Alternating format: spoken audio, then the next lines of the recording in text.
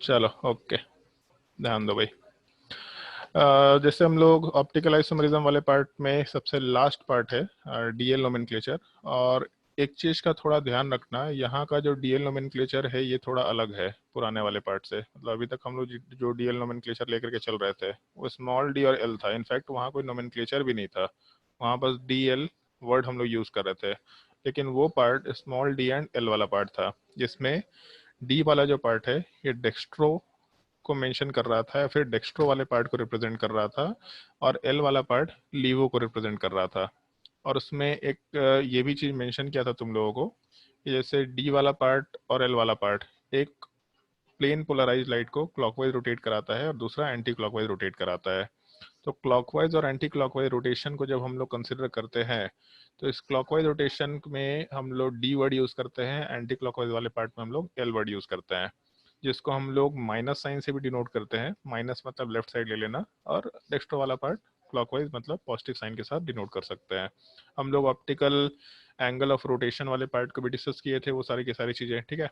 अब जैसे शायद याद होगा, भी बताया भी था, जब लेफ्ट साइड रोटेशन होगा, अब क्लॉकवाइज में एल था कि क्लॉकवाइज में डी था, कंफ्यूजन ना हो, तो अगर लेफ्ट साइड रोटेशन होगा तो लेफ्ट साइड रोटेशन का मतलब सीधा एल बोल देंगे। ये चीज़ मेंशन कर रहे थे। लेकिन यहाँ पे हम लोग ये डी और एल की बात नहीं कर रहे हैं, हम लोग कैपिटल डी और कैपिटल एल की बात कर रहे हैं। ये अलग चीज़ होता है। और इसमें डेक्स्ट्रो लीवो जैसा कुछ नाम भी नहीं है, बस D and L nomenclature word use करते हैं। जैसे हम लोग आर एस नोमेनक्लेचर जब वर्ड यूज़ कर रहे थे, तो आर एस नोमेनक्लेचर के जैसा ही हम लोग हर एक कायरल सेंटर वाले पार्ट को डी एल नोमेनक्लेचर दे सकते हैं। जैसे एक कायरल सेंटर पे आर कन्फिग्रेशन, दूसरे पे आर, तीसरे पे एस, चौथे पे एस, इस टाइप से जब हम लोग नोमेनक्लेचर करते थे तो सिमिलर टाइप से हम लोग डीएल नोमेनक्लेचर भी कर सकते हैं। लेकिन इसमें एक छोटा सा पॉइंट ध्यान रखना है, इस पूरे के पूरे नोमेनक्लेचर वाले पार्ट को एक रिलेटिव सिस्टम के फॉर्मेट में देखा जाता है। रिलेटिव सिस्टम के फॉर्मेट में देखने का रीज़न क्या है उसको एक्सप्लेन करते हैं। एक मिनट थोड़ा देख लेते रिकॉर्डिंग हो रहा है कि नहीं। हाँ ठीक है, ठीक है। हाँ, रिलेटिव सिस्टम वाले पार्ट को देखने का मतलब क्या, उस चीज़ को एक्सप्लेन करते हैं। जैसे जब हम लोग आर एस नोमेनक्लेचर की बात कर रहे थे तो हमको उससे आगे पीछे कुछ मतलब नहीं था, बट सीआईपी रूल्स डिसाइड करो कि सीआईपी रूल के हिसाब से प्रायोरिटी क्या है चारों ग्रुप्स का, और उस प्रायोरिटी वाले पार्ट से हम लोग सीधा clockwise anti clockwise R S nomenclature use कर सकते हैं।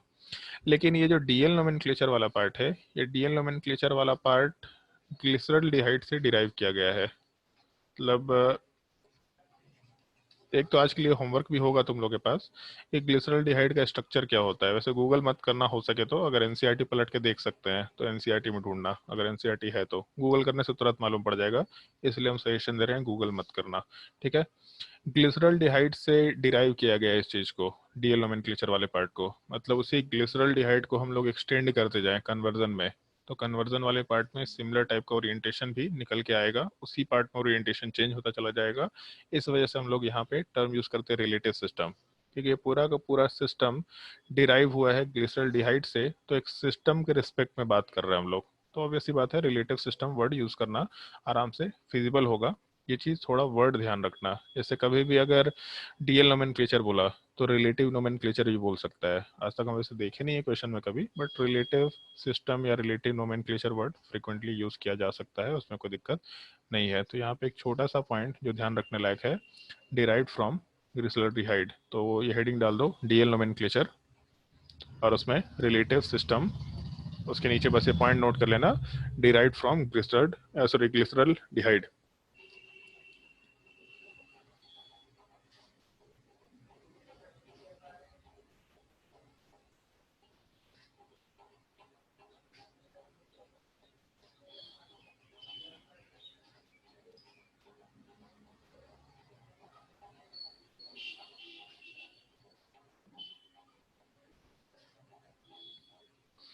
चलो ध्यान दो, जैसे शायद सुना होगा एक चीज तुम लोगों ने, सब लोगों ने सुन रखा होगा, ग्लूकोज डी, ऐसा सुना है? ग्लूकॉन डी सुना है ना? हाँ सर। हाँ सुना तो है, सब लोगों को ग्लूकॉन डी सुना है। ये ग्लूकॉन डी वाले पार्ट के डी का यहाँ से कोई रिलेशन नहीं है। ध्यान रखना इस चीज का, ऐसा नहीं कि यहाँ ग्लूकॉन डी या ग्लूकोज डी दे रखा है तो ये डी वाला पार्ट यहाँ से कुछ रिलेशन है। बस इसका नाम है, एक प्रोडक्ट है जिसका नाम ग्लूकोज डी है, इसका डीएल नोमेनक्लेचर से कोई मतलब नहीं है, ठीक है, ये अलग चीज है। और ये है कि हम लोग ग्लूकोज के स्ट्रक्चर में डीएल नोमेनक्लेचर अप्लाई कर सकते हैं, उसमें दिक्कत नहीं है, लेकिन ग्लूकॉन डी का उससे कोई रिलेशन नहीं है। इस एक चीज़ का थोड़ा ध्यान रखना। इसमें होता क्या है उस चीज़ का डिस्कशन करते हैं। जैसे पहले तो रूल वाले पार्ट को मेंशन कर लो, एक छोटा सा रूल है जिसका ध्यान रखना होगा, मेंशन करते जाओ।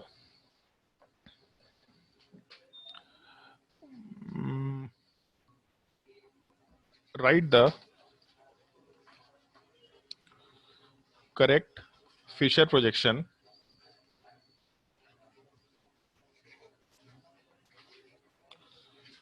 write the correct Fisher projection of the given compound। Normally हम लोग जब भी नोमेनक्लेचर करेंगे तो फिशर प्रोजेक्शन में ही नोमेनक्लेचर करेंगे, किसी दूसरे प्रोजेक्शन में नोमेनक्लेचर यूज नहीं करेंगे। और करेक्ट फिशर प्रोजेक्शन का मतलब क्या होता है इस चीज को मेंशन कर रहे हैं।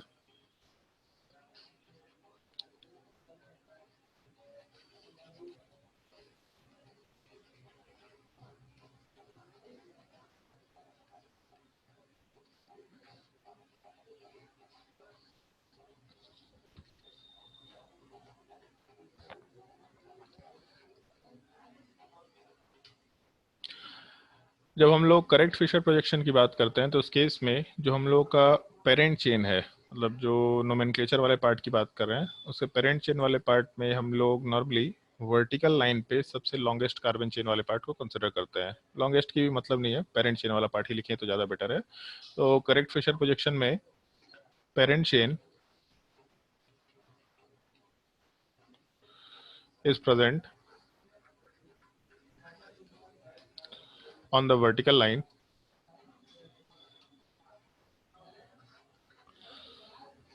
on the vertical line। तो तुम लोगों को ध्यान है फिशर प्रोजेक्शन में एक वर्टिकल लाइन होता है, एक हॉरिजॉन्टल लाइन होता है। तो जो वर्टिकल लाइन है उस पे हम लोग का पेरेंट चेन वाला पार्ट होना चाहिए विथ C1। C1 वाले पार्ट का मतलब जो हम लोग नोमेनक्लेचर में नंबरिंग करते हैं, इस चीज़ का ध्यान रखना। तो नोमेनक्लेचर के हिसाब से जो हम लोग का C1 वाला पार्ट होगा with C1 on the top. मतलब IUPAC नोमेनक्लेचर में जो पेरेंट चेन है वो वर्टिकल लाइन पे होना चाहिए with carbon number 1 on the top most position. अगर carbon number 1 top most position पे ना होकर नीचे हो गया तो अपना करेक्ट फिशर प्रोजेक्शन नहीं है। इस एक चीज़ का थोड़ा अपने को ध्यान रखते हुए काम करना है। सबसे पहला काम करेक्ट फिशर प्रोजेक्शन में पूरे कंपाउंड को रिप्रेजेंट करो। अगर दे रखा है तो ठीक है, नहीं दे रखा तो रिप्रेजेंट करना पड़ेगा। फिर उसके बाद जो हम लोग का डीएल नोमेनक्लेचर वाला पार्ट है, ये डीएल नोमेनक्लेचर हम लोग हाइड्रोक्सी ग्रुप के लिए, मतलब बेसिकली हम लोग वैसे ग्रुप्स में जिसमें OH है उसके लिए अप्लाई कर देते हैं। और उसके अलावा फिर हम लोग अमीनो एसिड्स के लिए भी अप्लाई करते हैं। तो जैसे ग्लिसरल डिहाइड से हम लोग उसको डिराइव किया है। तो ग्लिसरल डिहाइड में एक तो हम लोग के पास CHO यूनिट होता है, मतलब एल्डिहाइड, नाम में भी एक ग्लिसरल डिहाइड, तो एल्डिहाइड तो होना चाहिए। उसके अलावा उसमें OH ग्रुप होता है, मतलब हाइड्रोक्सी ग्रुप। तो इन जनरल जो भी हम लोगों के बायोमॉलिक्यूल्स होंगे, बायोमॉलिक्यूल्स वाले पार्ट का मतलब जैसे हम लोग सैकराइड्स वर्ड यूज़ करते हैं, शुगर वर्ड यूज़ करते हैं, ग्लूकोज हो गया, फ्रुक्टोज हो गया, सुक्रोज हो गया, ग्लूकोज, टेलोज, मैनोज, हेक्सोज, आइडोज, इस तरह के बहुत सारे स्ट्रक्चर्स हैं। ये हम लोग बायोमॉलिक्यूल्स पॉली 1 में डिस्कस भी करेंगे। तो इन सब कंपाउंड्स के लिए जहाँ पे हम लोग बायोमॉलिक्यूल्स नॉर्मली वर्ड यूज़ कर रहे हैं या फिर इन जनरल हम लोग सैकराइड्स या शुगर वर्ड यूज़ कर रहे हैं, तो उन सब केसेस में हम लोग आराम से डीएल नोमेनक्लेचर यूज कर सकते हैं। इसके अलावा हम लोग अमीनो एसिड में आराम से डीएल नोमेनक्लेचर यूज कर सकते हैं। जैसे अमीनो एसिड है तो नाम से मालूम पड़ रहा है कि इसमें अमीन भी होना चाहिए और एसिड भी होना चाहिए। तो अमीनो एसिड मतलब कंपाउंड में COH यूनिट होना चाहिए। ऑर्गेनिक केमिस्ट्री में तो अपने पास सबसे जो नॉर्मल एसिड है वो कार्बोक्सिलिक एसिड है, और अमीनो एसिड में NH2 भी होना चाहिए। इसमें भी कुछ कुछ नाम ध्यान रखने हैं अपने को। जैसे ग्लाइसिन हो गया, जो सबसे छोटा अमीनो एसिड वाला पार्ट हम लोग कंसिडर करते हैं, एलेनिन, वेलिन, इस तरह के 7-8 नाम है। इन सब नाम को थोड़ा ध्यान रखना होगा, ठीक है। तो जैसे जो अमीनो एसिड है और जो हम लोग का बायोमॉलिक्यूल्स में नॉर्मली सैकराइड्स हैं, सैकराइड्स मतलब शुगर समझ लो अभी चीज, इस चीज़ के लिए इन दोनों केसेस में हम लोग आराम से डीएल नोमेनक्लेचर अप्लाई कर सकते हैं। जिसमें करना क्या होता है रूल नंबर 2 वाले पार्ट में, ए द OH और NH2 ग्रुप, या फिर इसमें कंसिडर लिख सकते हैं सीधा, कंसिडर द OH और NH2 group on the highest numbered chiral centre. Highest numbered का मतलब नोमेनक्लेचर के हिसाब से जो अपना पेरेंट चेन वाला पार्ट है, उस पेरेंट चेन में सबसे हाईएस्ट नंबर क्या है। On the highest numbered chiral centre,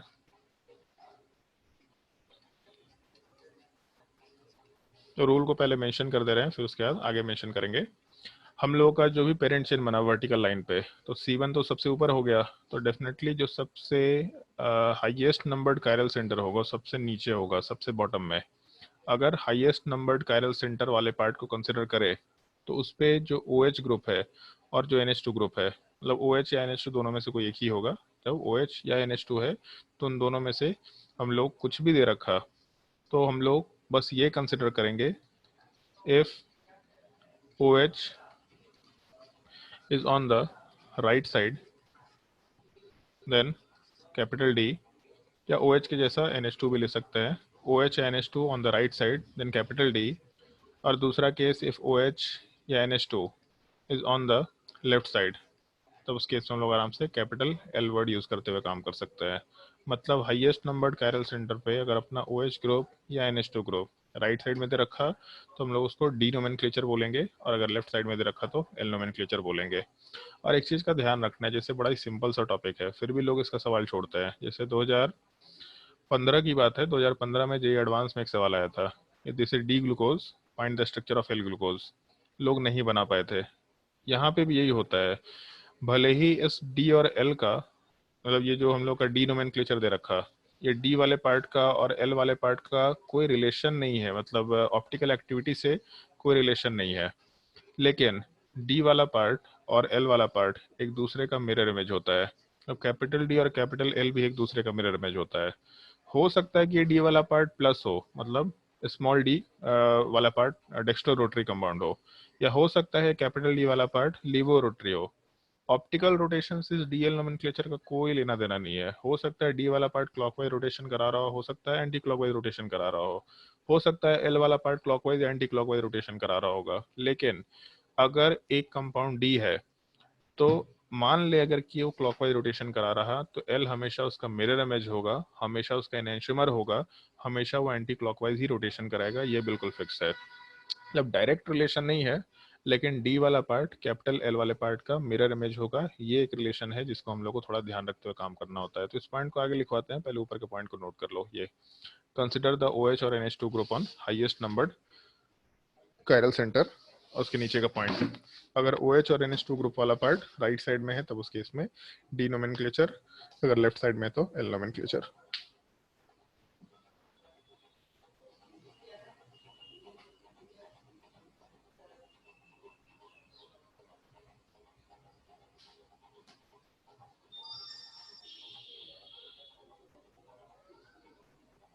sir payload क्या होता? पेलोड फिजिक्स में नहीं सुना है कभी? नहीं फिजिक्स में कभी पेलोड वर्ड ही नहीं सुना है? ए भगवान, क्या सुना है भाई तुम लोग? फ्लूइड डायनेमिक्स में पेलोड आता है, हर जगह पेलोड आता है। गैसेस स्टेट वाले पार्ट पे तो हम लोग यूज करते भी नहीं है, खैर केमिस्ट्री के फॉर्म में नहीं। मान लो एक बलून है, इस बलून वाले पार्ट में कुछ नीचे मास बांध रखे हैं, तो उस केस में बलून ऊपर उठने की टेंडेंसी में होगा। होता ना कि जब ऊपर उठने का जो फोर्स है, ये वर्ड नहीं सुना कभी? बॉयंसी वर्ड नहीं सुना है? हाँ तो बायनेंसी बायनेंसी में कंसेप्ट नहीं सुना है कभी? कितना इसमें गैस है, वो गैस वाला पार्ट पूरे के पूरे सिस्टम को ऊपर उठाने की टेंडेंसी में होगा, तो कितना हम लोग इसमें मैक्सिमम मास डाल पाए, वहां से पेलोड कैलकुलेट करते हैं। ऊपर उठने का जो टेंडेंसी है नीचे वाले पार्ट से, उसको डिवाइड कर सकते हैं।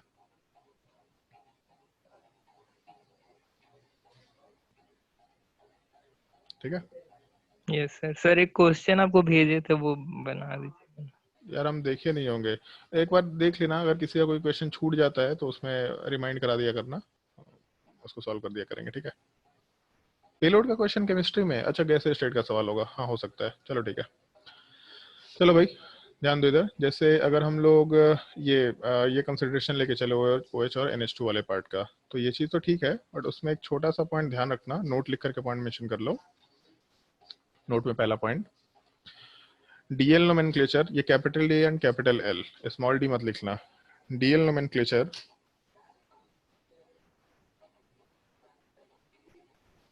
Has no relation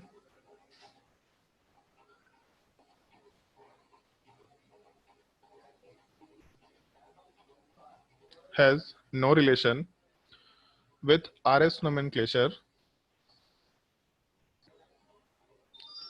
with RS nomenclature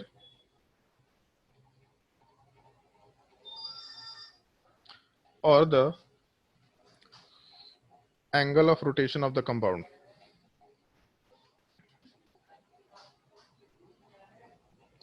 RS nomenclature or the angle of rotation of the compound. और दूसरा नोट में ही पॉइंट मेंशन कर लेना, D is the mirror image of L, मतलब capital D and capital L are mirror images. Normally optically active compound ही होगा, क्योंकि हम लोग शुगर्स की बात कर रहे हैं तो उसमें नॉर्मली एल्डिहाइड वाला पार्ट होगा, या हो सकता है बायोमॉलिक्यूल्स में कार्बोक्सिलिक एसिड वाला पार्ट हो। तो कार्बोक्सिलिक एसिड और OH है, सिमेट्रिकल स्ट्रक्चर बहुत ही रेयरली निकल के आएगा, तो कंपाउंड ऑप्टिकली एक्टिव नॉर्मली निकल के आएगा ही आएगा। अमीनो एसिड में भी कंपाउंड नॉर्मली ऑप्टिकली एक्टिव निकल के आएगा, क्योंकि बिना कायरल सेंटर के हम लोग तो कन्फिग्रेशन ही नहीं मेंशन कर रहे हैं, हाईएस्ट नंबर्ड कायरल सेंटर पे जाके काम करना है, तो कंपाउंड ऑप्टिकली एक्टिव होगा, तो उसका मिरर इमेज हमेशा इनैशोमेरिक फॉर्म होगा, ऐसा हम लोग आराम से बोलते हुए काम कर सकते हैं। अब एक छोटे से चीज पे थोड़ा ध्यान रखना, जैसे कुछ क्वेश्चंस वाले पार्ट पे आते हैं हम लोग। क्वेश्चन नोट कर लो, फाइंड द DL nomenclature या find the DL configuration, find the DL configuration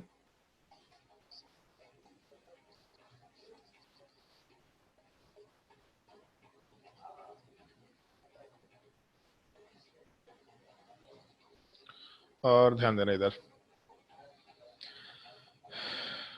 जैसे मान लो पहले वाले पार्ट की बात करते हैं हम लोग, तो इतना तो अब तक मालूम पड़ गया होगा सबको, पहले वाले केस में केवल एक कायरल सेंटर है, तो अगर केवल एक कायरल सेंटर है तो हम लोग उसी कायरल सेंटर के हिसाब से बात करेंगे। पहला पार्ट नोमेनक्लेचर के हिसाब से पेरेंट चेन का नंबरिंग ध्यान रखना है, तो CHO chain terminating functional group है, हमेशा यहीं से चेन शुरू होगा, और चेन देख के मालूम पड़ रहा है कि अपना पेरेंट चेन होना चाहिए। कार्बन नंबर 2 ये हो गया, कार्बन नंबर 3 नीचे हो गया। तो खैर एक ही कैरल सेंटर था तो कोई दिक्कत नहीं है, बट अगर दो कैरल सेंटर होता तो सबसे हाईएस्ट नंबर्ड कैरल सेंटर, मतलब अगर दो दूसरे की जगह तीसरे नंबर पे कैरल सेंटर होता तो थर्ड नंबर को लेके चलते। तो हम लोग कायरल सेंटर वाले पार्ट को जब देखेंगे, इस कायरल सेंटर पे जो OH ग्रुप है उसको देखना पड़ेगा, और वर्टिकल लाइन पे हम लोग के पास पेरेंट चेन तो लाई कर ही रहा है, तो अपना पेरेंट चेन अगर वर्टिकल लाइन पे है मतलब करेक्ट फिशर प्रोजेक्शन है, और करेक्ट फिशर प्रोजेक्शन में हम लोगों के हाईएस्ट नंबर्ड कायरल सेंटर वाले पार्ट के ऊपर जो OH ग्रुप है वो राइट साइड में है। अगर राइट साइड में है तो हम लोग आराम से डी नोमेनक्लेचर बोलते हुए काम कर सकते हैं।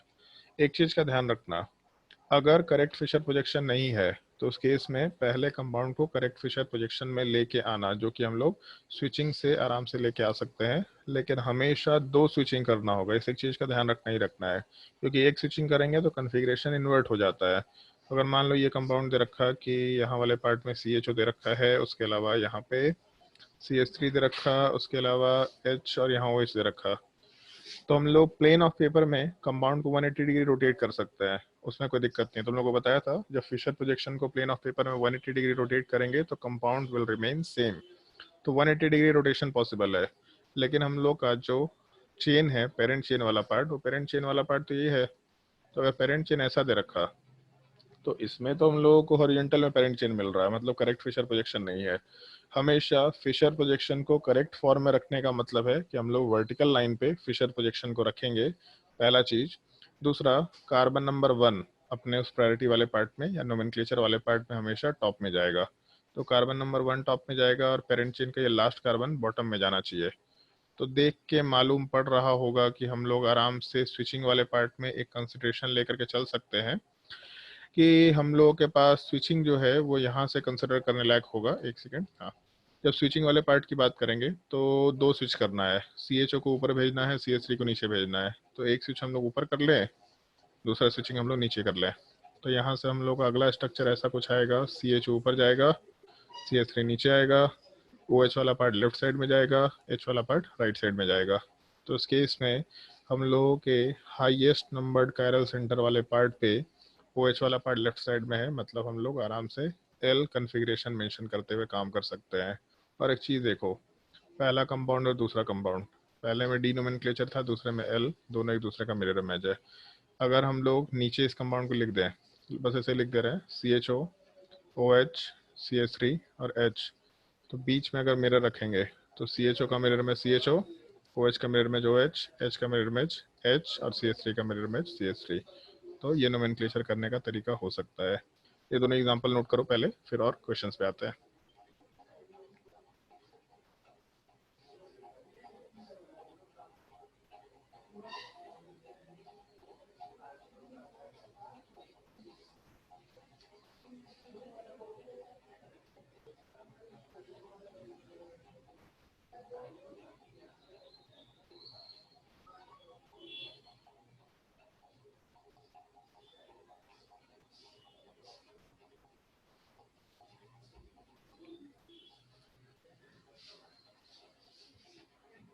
सिंपल सा टॉपिक है, बहुत ही सिंपल सा टॉपिक है, कोई दिक्कत नहीं होना चाहिए इसमें।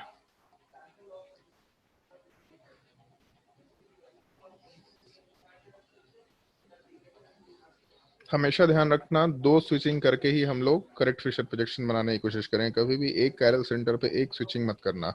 अगर एक स्विचिंग से अपना काम हो रहा है तो दूसरा स्विचिंग करके कॉन्फ़िगरेशन को सेम कर लिया करो।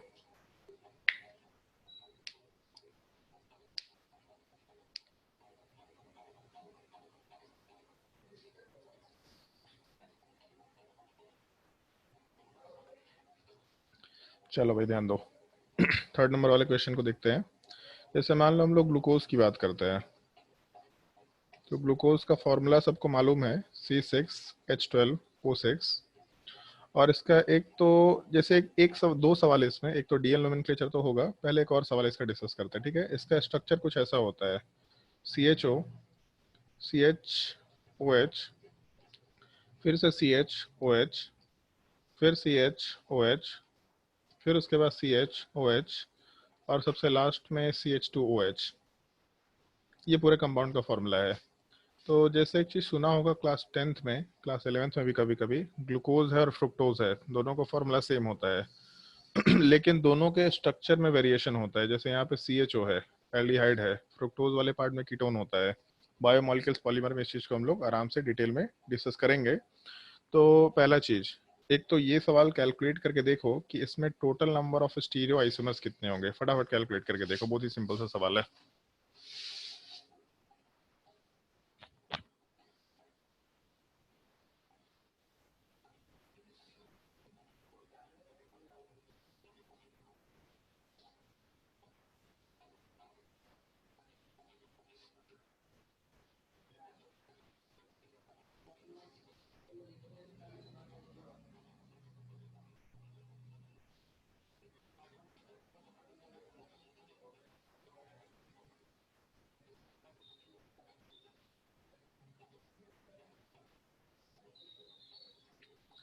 और जिनका आंसर आएगा अपना हाथ रेज कर सकते हैं।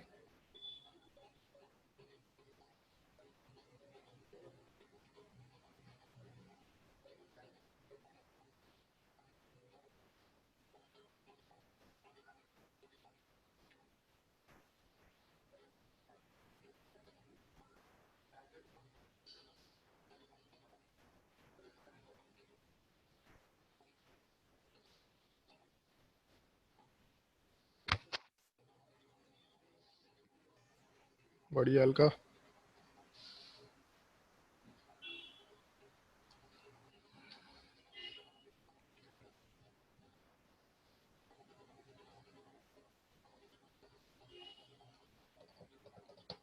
कैलकुलेट करो भाई, सब लोग कैलकुलेट करो जल्दी। सिंपल सा सवाल है, आराम से कैलकुलेट करने लायक।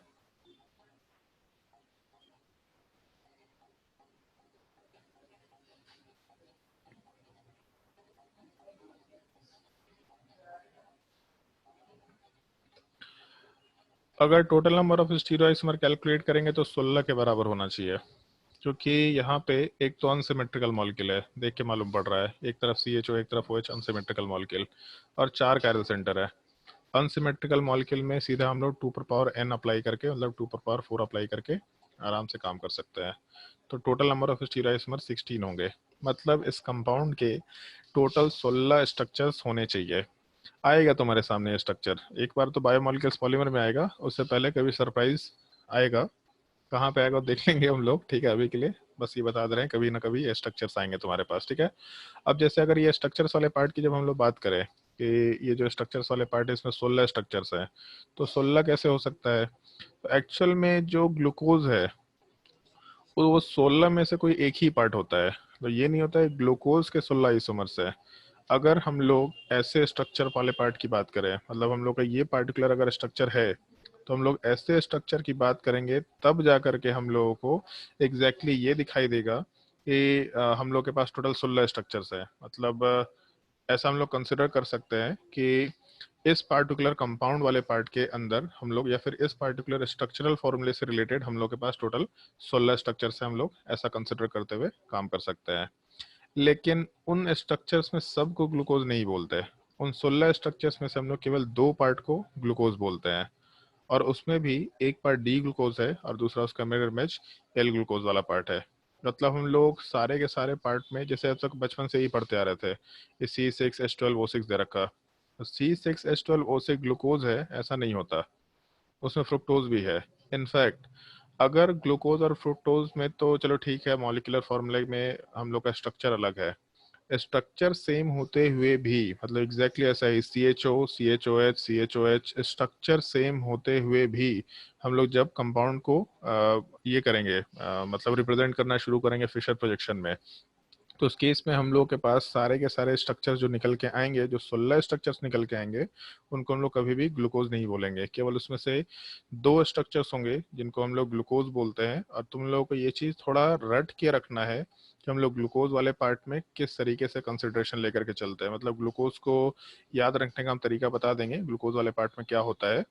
उसके अलावा इसमें बहुत सारे नाम होते हैं, जैसे ग्लूकोज के अलावा गैलेक्टोज, गुलोज, टेलोज, आइडोज, मेनोज, हेक्सोज, इस तरह के बहुत सारे नाम होते हैं। टोटल 8 नाम होंगे, 8 का DL पार्ट होगा, मतलब 8 का D 8 का L, टोटल मिला करके यहाँ पे 16 नाम निकल के आने वाले हैं।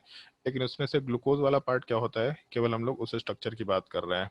तो जैसे सबसे पहला पार्ट, करेक्ट फिशर प्रोजेक्शन रखना है अपने को। और करेक्ट फिशर प्रोजेक्शन वाले पार्ट में जैसे बहुत सारी पॉसिबिलिटीज हो सकती हैं, एक बार सोच के भी देखना है, स्ट्रक्चर बना के भी देखना, अगर स्ट्रक्चर बनाने का मन है तो बना के देखना कि उसमें क्या क्या पॉसिबिलिटीज हो सकती हैं।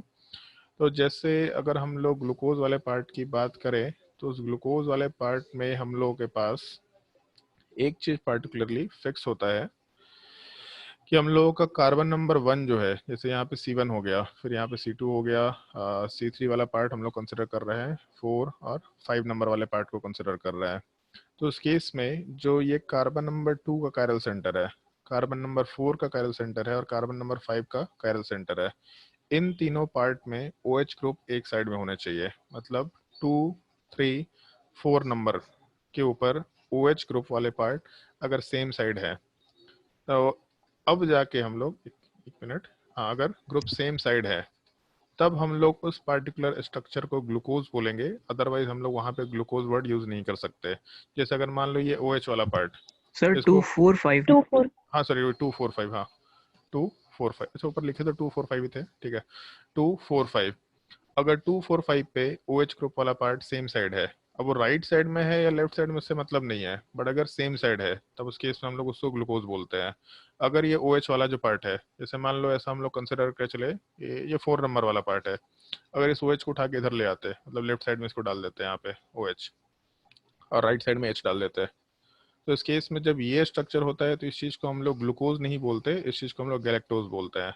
बायोमोलिक्यूल्स में हम लोग ये सारे स्ट्रक्चर डिस्कस करेंगे, और भी जगह पे इस चीज का डिस्कशन होगा, क्वेश्चन के फॉर्मेट में ही डिस्कशन होगा, वहाँ पे ये चीज मालूम पड़ जाएगा कि हम लोग ग्लूकोज का बोलेंगे या फिर ग्लूकोज के अलावा और क्या क्या नाम होते हैं, उनके स्ट्रक्चर्स क्या क्या हो सकते हैं। लेकिन ये चीज ध्यान रखना है अभी के लिए, हम लोगों का जो कार्बन नंबर 2 है, कार्बन नंबर 4 है नोमेनक्लेचर के हिसाब से, अगर उन सब केसेस में हम लोगों के OH ग्रुप सेम साइड है, और एक चीज देखो, जैसे सबसे नीचे वाला पार्ट, इसमें OH ग्रुप लेफ्ट राइट डालने का कोई मतलब नहीं है, यहाँ पे कोई कायरल सेंटर नहीं है अपने पास, तो इसमें CH2OH को बॉन्ड पे रखो या सिंपली इसको CH2OH लिख दो, उससे फर्क नहीं पड़ रहा, और लेफ्ट या राइट नहीं है बेसिकली। फिशर प्रोजेक्शन में जो कायरल सेंटर्स है, केवल हम लोग उन कायरल सेंटर्स वाले पार्ट को कंसिडर करते हुए चलेंगे जिसमें हम लोग के कायरल सेंटर में 2 नंबर वाला पार्ट, 4 नंबर वाला और 5 नंबर वाला पार्ट, इसमें OH ग्रुप वाला पार्ट सेम साइड। अगर राइट साइड में रहा तो राइट साइड वाले पार्ट में अगर हम लोग नोमेनक्लेचर करें डी और एल के हिसाब से, तो सबसे highest numbered chiral centre carbon number 5 जो है, इस पे OH ग्रुप राइट साइड में है एक करेक्ट फिशर प्रोजेक्शन में। ये जैसे अगर ढंग से देखो तो CHO वाला जो पार्ट है वो हाईएस्ट नंबर्ड है और CH2H सबसे लास्ट नंबर में है, तो करेक्ट फिशर प्रोजेक्शन तो है। और इस करेक्ट फिशर प्रोजेक्शन वाले पार्ट में अपना OH ग्रुप वाला पार्ट राइट साइड में है, तो अगर OH ग्रुप वाला पार्ट राइट साइड में है तो हम लोग आराम से यहाँ पे टर्म डी ग्लूकोज बोल सकते हैं। इसका ग्लूकोज डी से कोई रिलेशन नहीं है, बस नाम में वहाँ पे जो ग्लूकोज मिलता है मार्केट में उसके डब्बे पे डाल दिया गया ग्लूकोज डी या ग्लूकॉन डी, उसका यहाँ से कोई रिलेशन नहीं है, बट इस कंपाउंड को हम लोग डी ग्लूकोज बोलेंगे। तो सिमिलर टाइप से एक और स्ट्रक्चर ले सकते हैं हम लोग, जैसे CHO है, तो CHO वाले पार्ट में हम लोग को OH वाला पार्ट 2 नंबर पे, उसके अलावा 4 नंबर और 5 नंबर वाले पार्ट पे हम लोग को OH वाला जो पार्ट है वो राइट साइड ना हो करके इस बार लेफ्ट साइड हो गया। तो राइट साइड हो या लेफ्ट साइड हो उससे कोई दिक्कत नहीं है, बेसिकली सेम साइड में होने चाहिए, इसलिए नीचे लिखा है सेम साइड। अगर कार्बन नंबर 2 पे, 4 पे और 5 पे OH ग्रुप सेम साइड में है तो उसको हम लोग ग्लूकोज का स्ट्रक्चर बोलेंगे। देख के मालूम पड़ रहा है दोनों एक दूसरे का मिरर इमेज है, मतलब ये वाला पार्ट और दूसरा वाला पार्ट एक दूसरे का मिरर इमेज है। और दूसरा, हाईएस्ट नंबर्ड कायरल सेंटर पे 5 नंबर वाले कार्बन पे OH ग्रुप लेफ्ट साइड में है एक करेक्ट फिशर प्रोजेक्शन में। इसका मतलब हम लोग आराम से यहाँ पे एल ग्लूकोज वर्ड यूज करते हुए काम कर सकते हैं। तो इस एक चीज का थोड़ा ध्यान रखना, करेक्ट फिशर प्रोजेक्शन होना चाहिए, उसमें सबसे हाईएस्ट नंबर्ड कायरल सेंटर पे अगर अपना OH वाला ग्रुप राइट साइड में दे रखा तो उसको हम लोग आराम से डी ग्लूकोज बोलेंगे, अगर लेफ्ट साइड में दे रखा तो एल ग्लूकोज। OH की जगह NH2 रहा तब भी उस केस में हम लोग डी और एल नोमेनक्लेचर आराम से यूज कर सकते हैं। तो ये एक एग्जांपल जो है इसको नोट कर लो, स्टीरियो आइसोमर तो मेरे हिसाब से काउंट कर लिया होगा, ये एग्जांपल वाले पार्ट को नोट कर लो, मतलब नोमेनक्लेचर वाले पार्ट को नोट कर लो।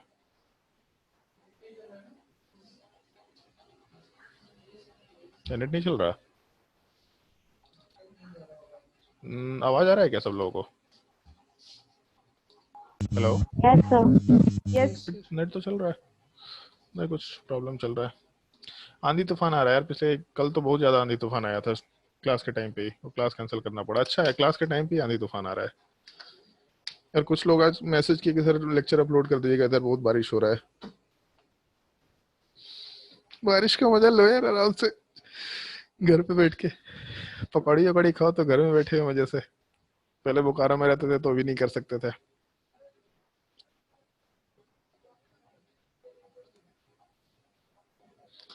ये तरीका ध्यान रखना, 2 4 5 पे OH ग्रुप सेम साइड होना चाहिए, क्योंकि एक्चुअल में हम लोग के सिलेबस में ग्लूकोज ही है केवल, मतलब उस 16 स्ट्रक्चर्स में जो बाकी नाम्स है, गैलेक्टोज हो गया, मैनोज हो गया, आइडोज हो गया, हेक्सोज हो गया, ये क्या बोलते हैं, टेलोज हो गया, वो सब अपने सिलेबस में नहीं है, वो NCERT में नहीं दे रखे, तो उनके नाम याद नहीं रहे कोई दिक्कत नहीं है, बट ग्लूकोज का नाम और उसका स्ट्रक्चर याद होना ही चाहिए।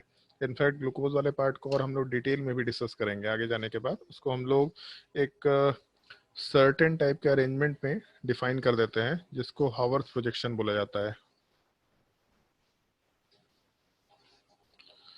हावर्थ प्रोजेक्शन, ये चीज भी हम लोग डिस्कस करेंगे जब बायोमोलिक्यूल्स पॉलीमर आएगा तो।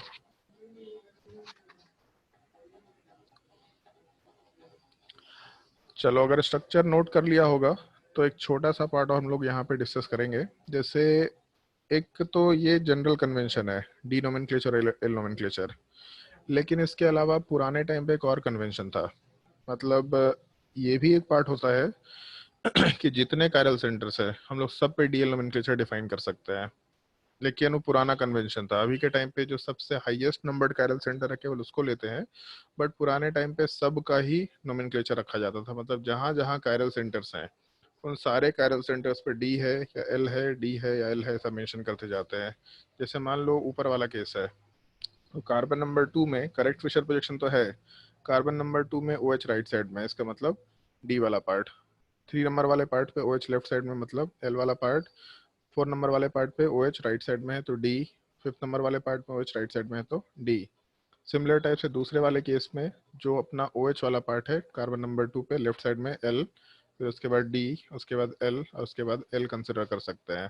तो इसको लिखने का तरीका ये होता है, पहले वाले केस में 2 नंबर पे D है तो D लिख दिया, फिर उसके बाद 3 नंबर पे लेफ्ट साइड में गया था ग्रुप, L लिख दिया, 4 नंबर पे D लिखा, फिर उसके बाद 5th नंबर वाले पार्ट पे वापस से D लिखा, और इसके बाद फिर हम लोग आराम से नोमेनक्लेचर में ग्लूकोज बोल सकते थे। ये पहले वाले का नोमेनक्लेचर करने का तरीका था।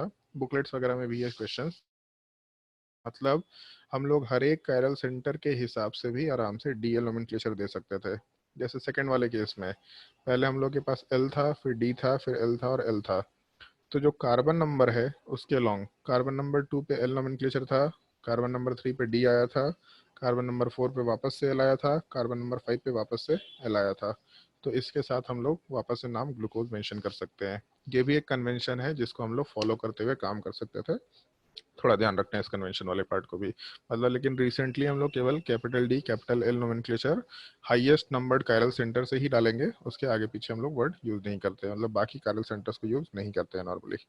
नोट कर लो, और नोट करने के बाद कुछ क्वेश्चन ट्राई करके देखो। शायद 3 क्वेश्चन हो गया ना ग्लूकोज को मिला के, हाँ ठीक है। नोट कर लो, और नोट करने के बाद क्वेश्चन नंबर 4 ट्राई करके देखो।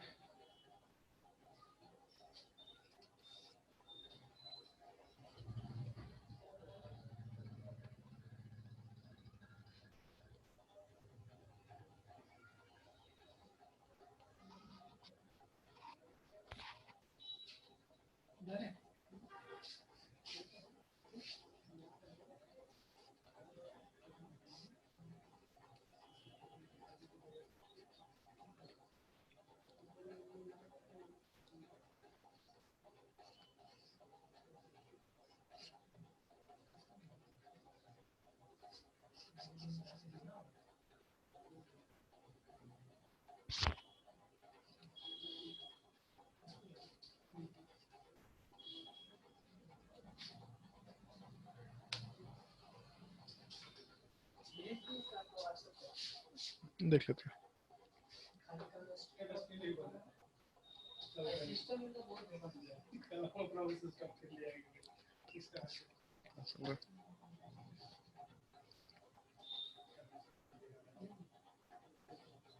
देखो ये ट्राई करें क्वेश्चन नंबर 4, 5 एंड 6।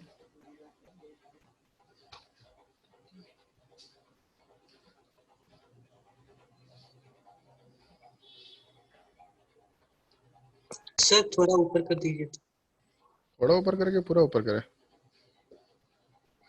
कितना? Yes sir, yes sir. तो लास्ट क्लास में गायब था क्या कुणाल? नहीं कुणाल, लास्ट क्लास में गायब था क्या?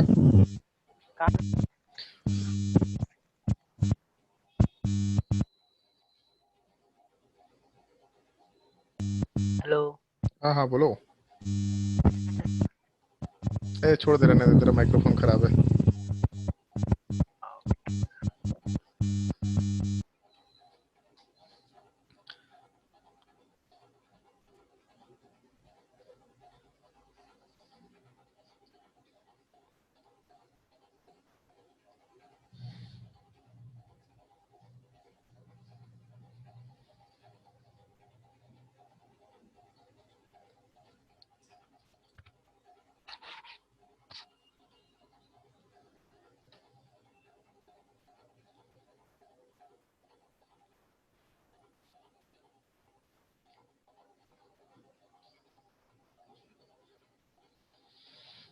पहले वाले केस में आंसर मेंशन कर रहे हैं हम। पहले वाले केस में आंसर डी हो जाएगा। कोई डिफिकल्टी है तो पूछ लेना।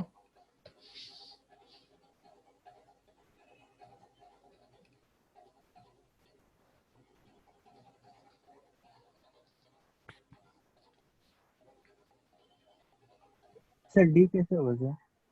चलो ध्यान दो, जैसे पहले वाले केस में अगर हम लोग इसका नोमेनक्लेचर करें तो पहले तो करेक्ट फिशर प्रोजेक्शन लाना है। तो कार्बन वाला पार्ट कार्बन नंबर 1 होगा, इधर कार्बन नंबर 2 और CH3 कार्बन नंबर 3, ये अपना पेरेंट चेन है। तो इसको वर्टिकल लाइन पे लेके आना है हम लोगों को। इसका मतलब आराम से हम लोग ये कंसिडर करते हुए काम कर सकते हैं कि ये जो हम लोग का स्ट्रक्चर दे रखा है COH, फिर उसके बाद CH3, H और NH2, इसमें हम लोग कार्बन नंबर 1 को ऊपर लेके जाना चाह रहे हैं और CH3 को नीचे। तो इन दोनों को स्विच कर देते हैं आपस में। जब स्विच करेंगे तो ऊपर COH आएगा और उसके बाद CH3 राइट साइड में। लेकिन एक स्विच तो कर नहीं सकते, दूसरा स्विच करेंगे तो नीचे CH3 आएगा और ऊपर NH2। तो करेक्ट फिशर प्रोजेक्शन में NH2 वाला पार्ट राइट साइड में है, तो क्या हो जाएगा? D। ठीक है। Yes sir. और उसके बाद सेकंड वाले क्वेश्चन को ट्राई करो।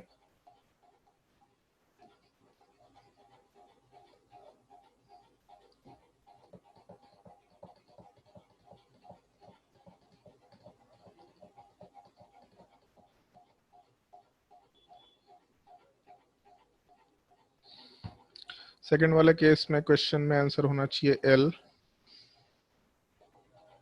अगर कोई डाउट है तो पूछ सकते हैं।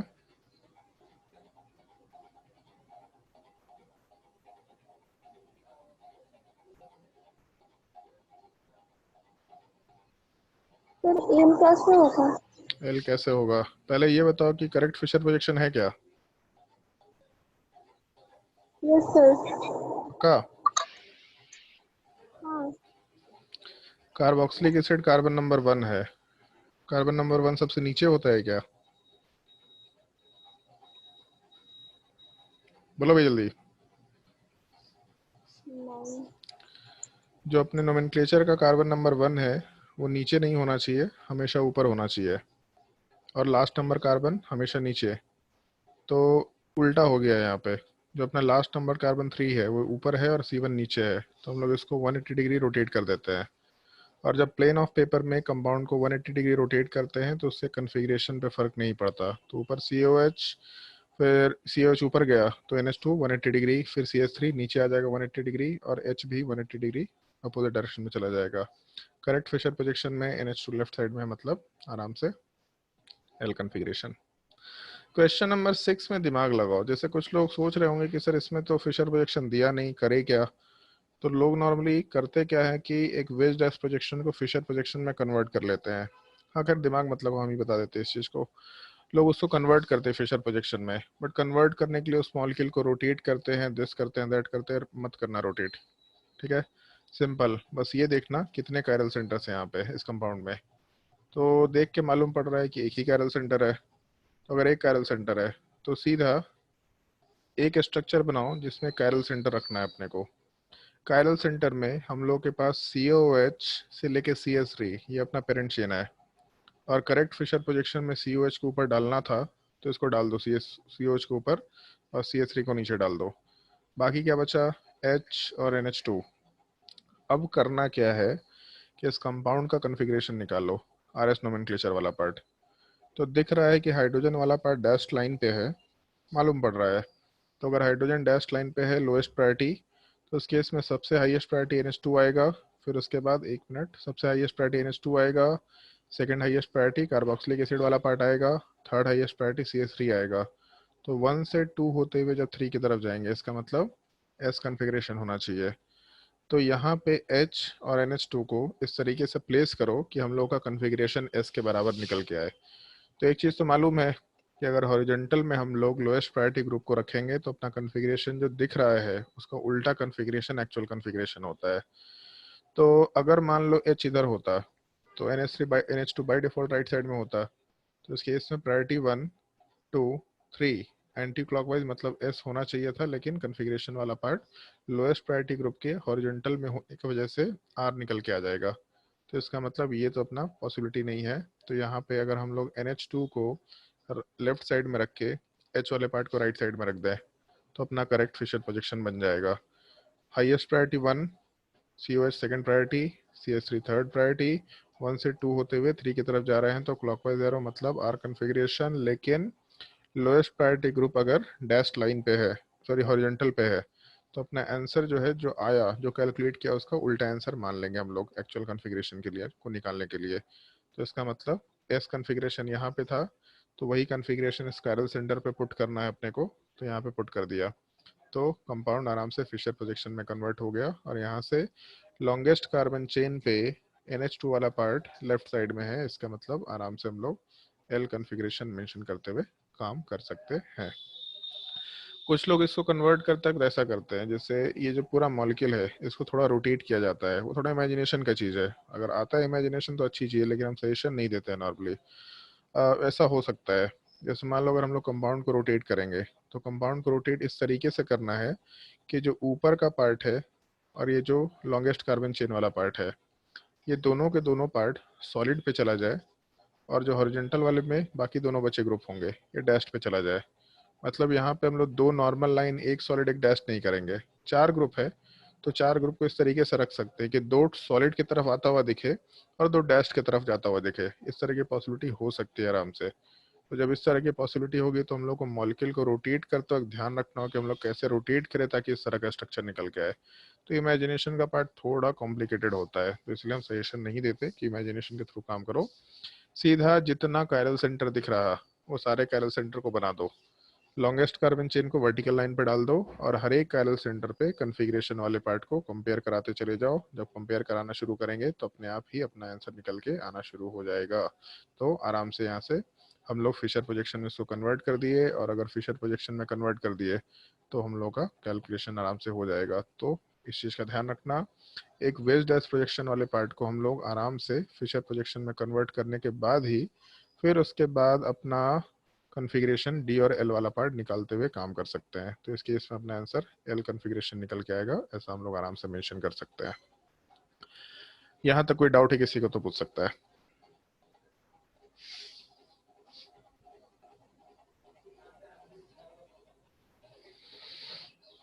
कोई डाउट नहीं है किसी को? सही है भाई।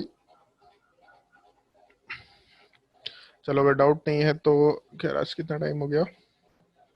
5:37 हो गया। ठीक है, हम लोग कन्फर्मेशन आइसोमेरिज्म शुरू नहीं कर रहे, 2 लेक्चर का टॉपिक है, आराम से कर लेंगे हम लोग उस चीज़ को डिस्कस। तो आज के लिए हम क्लास एंड करते हैं यहीं पे, और तुम लोगों को आज वर्कशीट मिल जाएगा। हो सकता है केमिस्ट्री का 2 वर्कशीट मिले, दोनों ऑप्टिकल आइसोमेरिज्म से रिलेटेड होगा। कल बना हुआ तो था लेकिन हम सेंड नहीं किए थे शायद, तो दोनों वर्कशीट ट्राई करके देख लेना। उन दोनों वर्कशीट में ऑप्टिकल आइसोमेरिज्म का सवाल है, और पूरे बुकलेट को सॉल्व कर सकते हैं हम। पूरे बुकलेट में केवल कन्फर्मेशनल आइसोमेरिज्म के सवाल को छोड़ दें, जहां भी न्यूमैन प्रोजेक्शन दिखेगा ना अभी के लिए उसको छोड़ देना। 2 लेक्चर के बाद वो पूरे सवाल को भी सॉल्व कर सकते हैं। तो ठीक है, न्यूमैन प्रोजेक्शन वाले पार्ट को छोड़ेंगे तो भी कोई दिक्कत नहीं है, क्योंकि जैसे ही कन्फर्मेशनल आइसोमेरिज्म कंप्लीट होगा तो न्यूमैन वाले पार्ट में ऑप्टिकल था या फिर बाकी जो टॉपिक्स था वो सारी की सारी चीज़ें आराम से कंसिडर कर सकते हैं। तो ये जो टॉपिक्स है एक्चुअल में ऑप्टिकल आइसोमेरिज्म काफ़ी बड़ा टॉपिक होता है, क्योंकि उसमें बहुत सारी चीज़ें छोटी छोटी होती है, थोड़ा इमेजिनेशन का भी पार्ट होता है। तो ये सब चीज़ें थोड़ा ढंग से कंसिडर करना होता है। मेरे हिसाब से सबको प्लेन ऑफ सिमेट्री समझ में आया होगा, सेंटर ऑफ सिमेट्री समझ में आया होगा, इनैंशियोमर्स कैसे निकालते हैं, ये सब रिलेशंस, स्टीरियोआइसोमर्स कैसे काउंट करते हैं, ये चीज़ें आराम से समझ में आई होंगी। या मेरे हिसाब से इसमें कोई दिक्कत नहीं होगा, लेकिन थोड़ा प्रैक्टिस करने का चीज़ है। जैसे थोड़ा जनरल टॉपिक है, ये जनरल टॉपिक का मतलब एक बार सीख लिया तो सीख लिया। बहुत स्पेसिफिक सवाल है, बहुत पिन पॉइंटेड रिलेटेड, मतलब पिन पॉइंटेड सवाल से रिलेटेड पार्ट है तो बात अलग है, बट अदरवाइज एक बार सीख लिया तो जिंदगी भर याद रहेगा। तो हम भी जब सीखे थे तो हमको जिंदगी भर ये टॉपिक याद था, ऐसा नहीं कि हमको इसको दोबारा पढ़ना पड़ा। और उसमें जैसे कुछ ट्रिक्स हैं, जो ट्रिक्स मैंने तुम लोगों को बताए, कुछ ट्रिक्स ऐसे है कि हम गलती से सीखे, मतलब हम गलती कर दिए थे और उसके बाद देखने को मालूम पड़ेगा अच्छा ये तो हम गलती से सीख लिए, गलती कर रहे थे तभी भी मेरा आंसर आ रहा था। तो ट्रिक्स के थ्रू अपना काम हो गया। तो इसीलिए जो तरीके तुम लोग को बताए हैं रिलेशन निकालते वक्त, उन सब तरीकों का थोड़ा ध्यान रखना। जिन लोगों का क्लास छूट गया था, जब एक तुम लोग को क्लास में बताया था इनैंशियोमर्स का रिलेशन निकालने का पार्ट, उसमें एक छोटा सा तरीका बताया था जो बोला था इसको हम अपलोड नहीं करेंगे। तो वो जो तरीका है, जिन लोगों का छूट गया है वो अपना डाउट सेशन लेकर के उसको अलग से कवर कर सकता है। मैसेज कर देने के सर हमको तरीका जानना है, वो हम बता देंगे। वो ज़्यादा मुश्किल चीज़ नहीं है, मुश्किल से 10 मिनट या 15 मिनट का टॉपिक होगा, तो हम आराम से उसको डाउट सेशन में क्लियर करते चले जाएंगे, उसमें कोई दिक्कत निकल के नहीं आना चाहिए। एक बार बुकलेट पूरा सॉल्व कर लेना अप टू ऑप्टिकल आइसोमेरिज्म वाला पार्ट। न्यूमैन प्रोजेक्शन का सवाल या सोहर्स प्रोजेक्शन का सवाल दिखेगा तो उस चीज़ को छोड़ देना, और एक इस तरह का सवाल छोड़ देना जहाँ पे कहीं पे ऐसा प्रोजेक्शन दे रखा होगा। ये साइक्लोहेक्सेन का चेयर फॉर्म है, ये भी हम लोगों के कंफर्मेशन आइसोमरिज्म का सवाल है। तो कहीं भी अगर इस तरह का क्वेश्चन होगा तो अभी के लिए उसको छोड़ के काम करना, इन सब क्वेश्चंस को बुकलेट में सॉल्व मत करना। बाकी तुम्हारे वर्कशीट में जो तुमको सवाल देंगे उन दोनों वर्कशीट को प्रॉपरली सॉल्व कर लेना। इनफैक्ट कल भी जो वर्कशीट दिया था, जहाँ तक हमको ध्यान है कि उस वर्कशीट वाले पार्ट में भी तुम्हारे पास केवल ऑप्टिकल आइसोमरिज्म का सवाल था। तो एक दो लोगों ने उसका डाउट भी डाला था, उसको हम लोग डिस्कस कर लेंगे अभी। अगर कोई डाउट होगा तो उसके बाद ही पूछ सकते हैं, बट वर्कशीट को रेगुलरली सॉल्व करो। तुम लोगों को पहले ही बोला है, जो भी वर्कशीट डाल रहे हैं उसको रेगुलरली सॉल्व करो। और जो तुम लोग का वर्कशीट है वो तुम्हारे उस असाइनमेंट वाले चैनल में जा रहा है। जेई 2021 असाइनमेंट करके एक चैनल बना रखा है, सारे वर्कशीट वहां पे अपलोड कर रहे हैं। तो ध्यान रखना, अपने नोटिफिकेशन को ऑन करके रखो। जो भी असाइनमेंट है तुमको वहीं पे मिला करेंगे, वो तुम लोग को ग्रुप में मैसेज में नहीं आएगा। ग्रुप में या डाउट डिस्कशन में जिसको भी डाउट है अपना नॉर्मली काम करते हुए कंसंट्रेशन ले सकते हैं, ठीक है। अगर किसी को किसी भी पार्टिकुलर टॉपिक में डाउट है ऑप्टिकल आइसोमरिज्म के शुरू से लेकर अभी तक, तो आराम से पूछ सकता है कुछ भी पार्टिकुलर टॉपिक में। सर ये टॉपिक अगर बता दीजिए, ये टॉपिक समझ नहीं आया था, सर दिस हुआ था। स्पैटियल और क्या स्पैटियल ओरिएंटेशन क्या होता है? स्पेशल स्पेशियल बोलो, स्पेटियल बोलो। स्पेटियल का मतलब स्पेस का ओरिएंटेशन। तो ये जो पूरा पढ़ रहे थे 3 डायमेंशनल ओरिएंटेशन, इसी को स्पेशल वो बोलते हैं, अरेंजमेंट बोलते हैं। उसमें लिखाया नहीं था क्या स्पेशल ओरिएंटेशन और अरेंजमेंट इन 3 डायमेंशन? ऐसा कुछ वर्ड नहीं लिखाया था क्या? सबसे पहले वो लेक्चर में लिखाया लिखे होगा। थे, हाँ लिखे थे सर। तो अंग्रेजी इतना खराब है क्या? स्पेशल ओरिएंटेशन और ओरिएंटेशन इन स्पेस या 3 डायमेंशनल अरेंजमेंट, ऐसा लिखवाया तो रिलेट नहीं कर पाते हैं क्या? गजब है भाई, तुम लोग को ये नहीं आता क्या? ट्रांसलेशन नहीं आता है क्या? इंग्लिश को हिंदी में कन्वर्ट करो, ऐसा नहीं आता क्या? तो दादा तुम लोग को मारे नहीं है बचपन में? हम लोग को दादाजी मार मार के सिखाए थे सब चीज, लिखवा लिखवा के लिखो इसका ट्रांसलेशन क्या होता है। 2 4 डंडा पड़ता है ना तो अपने आप सही हो जाता। बस व्हाट्सएप का स्टेटस डालते रहो। और कोई डाउट किसी को? सर अगर कोई कंपाउंड में 2 पैरल सेंटर है और अगर वो ऑप्टिकली इनएक्टिव, तो एक पैरल सेंटर का कॉन्फ़िगरेशन चेंज करेंगे और दूसरे का भी चेंज करेंगे तो वो भी ऑप्टिकली इनएक्टिव ही होके आएगा। हाँ ऑब्वियस सी बात है। जैसे मान लो कि कॉन्फ़िगरेशन ऐसा 2 कैरल सेंटर है और ऑप्टिकली इनएक्टिव है, तो एक आर होगा तो दूसरा एस होगा ही होगा, क्योंकि कंपाउंड में 2 कैरल सेंटर से ऑप्टिकली इनएक्टिव है, मतलब प्लेन ऑफ सिमेट्री तो हो ही रहा होगा। तो एक कॉन्फ़िगरेशन आर रहेगा तो दूसरा बाय डिफॉल्ट एस होगा। तो एक को चेंज करेंगे एस हो जाएगा, दूसरे को चेंज करेंगे आर हो जाएगा। इनफैक्ट वो दोनों के दोनों सेम होगा, क्योंकि जब तक सिमेट्रिकल नहीं होगा। लास्ट क्लास में किसी एक क्वेश्चन में हम सॉल्व करके दिखाए भी हैं इस चीज को। कोई एक बोला था क्वेश्चन में कि सर इसका डी ऑप्शन कैसे होगा। कोई क्वेश्चन के डी ऑप्शन में ऐसा एक्सप्लेनेशन दे रखा था शायद से, जो हमको ध्यान आ रहा है। तो हाँ डेविड पूछा था, डेविड भी पूछा था और शायद मोहन भी पूछा था, हमको जहाँ तक ध्यान है। तो जैसे आर एस नोमेनक्लेचर है, तो अगर कंपाउंड ऑप्टिकली इनएक्टिव है मतलब प्लेन ऑफ सिमेट्री है, तो सिमेट्री प्लेन ऑफ सिमेट्री कब निकल के आएगा? जब ऊपर का स्ट्रक्चर है, ऊपर के ग्रुप्स नीचे के ग्रुप के जैसे हो, मतलब दोनों ग्रुप सेम है। तो आर एस नोमेनक्लेचर बोलो, एस आर नोमेनक्लेचर बोलो, कोई दिक्कत नहीं है, क्योंकि इसको जब रोटेट करेंगे प्लेन ऑफ पेपर में 180 डिग्री, तो आर एस वाला पार्ट या एस आर वाला पार्ट फिर से आर एस बन जाएगा। और ये दोनों सिमेट्रिकल था तो सेम ही निकल के आएगा। भले ही देख के लग रहा है कि दोनों मिरर इमेज है, बट एक्चुअल में दोनों मिरर इमेज नहीं होगा। दोनों एक दूसरे के ऊपर ओरिएंटेशन में सेम आएगा। मान लो ऐसा स्ट्रक्चर है OH Cl Cl OH H और H, तो दिख रहा है प्लेन ऑफ सिमेट्री यहाँ पे। मान लेते हैं आर कन्फिग्रेशन नीचे एस कन्फिग्रेशन होगा ही होगा, बाय डिफॉल्ट है। तो अगर मान लो ऊपर वाले पार्ट में हम लोग उसका मिरर इमेज ले लेते हैं, मिरर इमेज लेने का मतलब हो गया ऐसा, तो आर का मिरर इमेज क्या हो जाएगा? एस। तो यहाँ पे एस कन्फिग्रेशन हो गया। नीचे का भी मिरर इमेज ले लेते हैं, तो नीचे वाले पार्ट में यहाँ पे एस कन्फिग्रेशन था तो इसका मिरर इमेज आर हो जाएगा। तो देख के लग रहा है कि पहले वाले में तो आर एस कन्फिग्रेशन था, लेकिन दूसरे वाले केस में एस आर कन्फिग्रेशन है, मतलब इनएंशोमर टाइप का स्ट्रक्चर है। लेकिन जब इस कंपाउंड को हम लोग रोटेट करेंगे 180 डिग्री प्लेन में, तो रोटेट करने पे क्या होगा? तो नीचे का OH ऊपर जाएगा, ऊपर का OH नीचे जाएगा। दोनों H, नीचे का H घूम करके ऊपर जाएगा, ऊपर वाला H नीचे आएगा। तो यहाँ पे H दोनों लेफ्ट साइड में आ गया। Cl वाला पार्ट ऊपर जाएगा, दूसरा Cl नीचे आएगा। तो पहला स्ट्रक्चर और तीसरा स्ट्रक्चर सेम निकल के आ जाएगा। तो लगता है कि वो इनएंशोमर वाला पार्ट है, बट इनएंशोमर नहीं है, क्योंकि दोनों ऑप्टिकली इनएक्टिव है। ऑप्टिकली इनएक्टिव पार्ट कभी भी इनएंशोमर नहीं हो सकते, वो सेम कंपाउंड्स हो जा रहे हैं। डायस्टीरियोमर भी नहीं है। और कोई डाउट?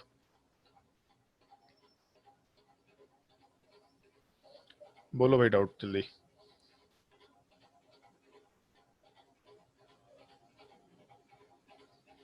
और कोई डाउट नहीं किसी को? इतना अच्छा टॉपिक तो नहीं पढ़ाते हम। तो जब नालायक लोग है कोई डाउट ही नहीं पूछता है, इधर सब क्लियर हो गया या सब क्लियर हो गया। मतलब दो ऑप्शन है क्लियर होने का, क्लिनिक ऑल क्लियर हो गया है और दूसरा नहीं तो कोई भी डाउट नहीं है, सब टॉपिक क्लियर हो गया है। पता नहीं कौन सा वाला क्लियर चल रहा है तुम्हारे केस में। देखते हैं, मंडे को एग्जाम है ना तुम लोग का इस बार? मंडे को पेपर है ना तुम लोग का? Yes sir. हाँ तो मंडे को पेपर में देख लेंगे क्लिनिक ऑल क्लियर है कि नॉर्मल क्लियर है। देख लिया जाएगा, और किसी को कोई डाउट है तो पूछ लो, नहीं तो फिर क्लास एंड कर रहे हैं आज। कोई भी डाउट है किसी को? चलो अगर डाउट नहीं है तो आज के लिए क्लास ओवर करते हैं, आज इतना ही क्लास है, ठीक है।